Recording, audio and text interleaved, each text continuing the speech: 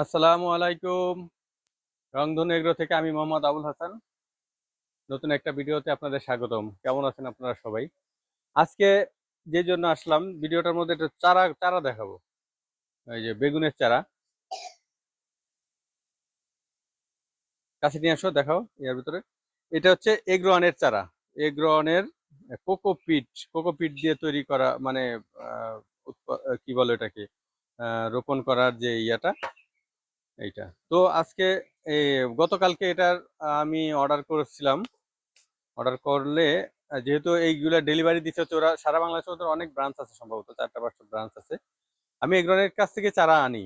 বিশেষ করে যখন থেকে এই গ্রনের চারা নিয়ে আসছি, তখন থেকে আর অন্য কোনো চারা আনি না। ঠিক আছে, এই গ্রনের চারাগুলো সুস্থ সবল থাকে, রোগ মুক্ত থাকে, ফ্রেশ থাকে। এবং একটা চারাও দেখেন, প্রতিটা এটা যদি আপনি যুদ্ধ করেন, তারপরে মনে করেন যে এটা থেকে মাটি সরে যাচ্ছে না, শিকড় থেকে শিকড় শিকড় শিকড় সহ একটা মাটি সরে যাচ্ছে না। তার মানে কি, এটা মৃত্যুর হার জিরো।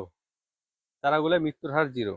এবং ওদের চারার কোয়ালিটি ভালো, এবং জাতটা বিশেষ করে যেই জাতটা ওরা বলে, যেই জাতটা আমরা চাই সেই জাতটাই দেয়। এই জন্যই এই গ্রহণের ইয়া নিয়ে আসি এখানে। 2 জাতের আমি হচ্ছে 400 চারা অর্ডার দিয়েছিলাম। 10-12 শতাংশ জমি লাগাবো। এই যে একটা চারা, এটা হচ্ছে আমি রাতে কালকে সন্ধ্যার দিকে চারাগুলা ডেলিভারি পাইছি। তো দেখেন, এইগুলা চারা। এটা হচ্ছে গ্রিন বস, গ্রিন বস চারা। গ্রিন বস মানে হচ্ছে ওই, আমি যেটা ছবিতে আছে, বা আমি গত বছরও এটা চাষ করছিলাম, সেটা হচ্ছে সবুজ কালারের এবং গোল গোল হয়, বল টাইপের। এই জন্য এটা দিচ্ছে হচ্ছে গ্রিন বস। এটা গ্রিন বস। এটা চারাগুলা দেখেন, একই অবস্থা, যে কোনো জায়গাতে ধরবেন আপনি। সারাদিন এটা যদি 10 হাত দূরেও পিকে মারে ফালাই দেন, তারপরে এটার শিকড় নষ্ট হবে না, মানে চারা মরবে না। গত বছরে একটা হিস্টোরি বলি, সেটা হচ্ছে আমি এই যে 5 শতাংশ জমি লাগিয়েছিলাম, তো সেখানে আমি আমার হিসাবের পরেও আমি বলছিলাম 50টা চারা আমাকে বেশি দেওয়ার জন্য, কারণ জানি এলাকা থেকে চারা যারা ইয়া করে, চাষাবাদ করে, তাদের চারা হচ্ছে মারা যায়। তো মারা যাওয়ার কারণে ওই হিসাব করে আমি 50টা চারা বেশি দিতে বলছিলাম। তো কি দেখা গেল, ওরা কিছু চারা বেশি দিয়ে দেয়, শতকরা প্রায় 5টা 10টা চারা বেশি দিয়ে দেয়।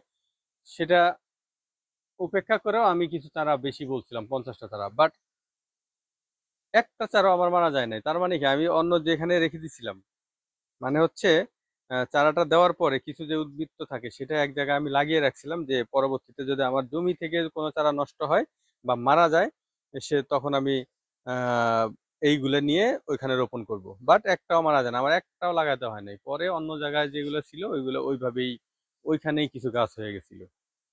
অন্য কাউকে দিছিলাম কিছু, আর বাকিগুলো ওইভাবে হয়ে গেছিল। তো যাই হোক, এই গ্রহণের চারা আপনারা যদি নিতে চান, বা নিঃসন্দেহে আপনারা নিতে পারেন। ঠিক আছে, এই গ্রহণের অনেক ধরনের চারা আছে, বীজ আছে।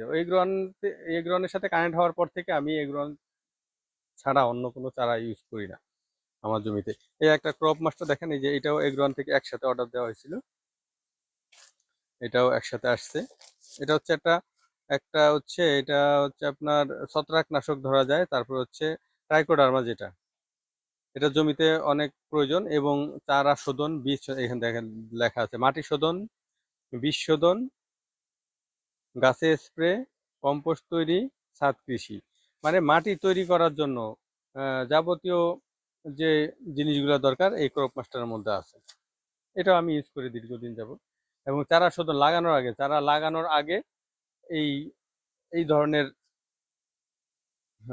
কি বলে, চারা লাগানোর আগে আমি এই ট্রাইকোডার্মা দিয়ে শোধন করে তারপর হচ্ছে চারা রোপণ করি।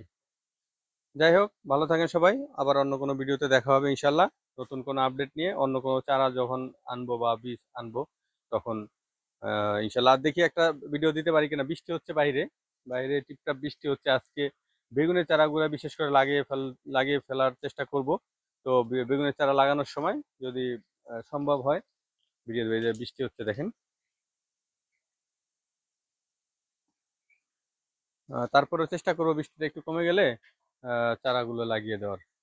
ভালো থাকেন সবাই। আল্লাহ হাফিজ।